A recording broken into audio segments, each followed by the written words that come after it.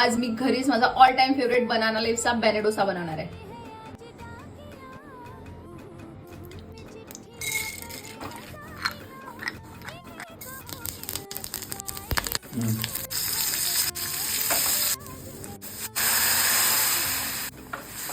तर स्पेशल या भाजीची गोष्ट ही आहे की ही भाजी व्हाईट कलरची असते. युट्यूबवर रेसिपी नाही भेटली, सो मी त्याच्यामध्ये क्रीम ऍड करून बघणार आहे की तो व्हाईट कलर येतोय का.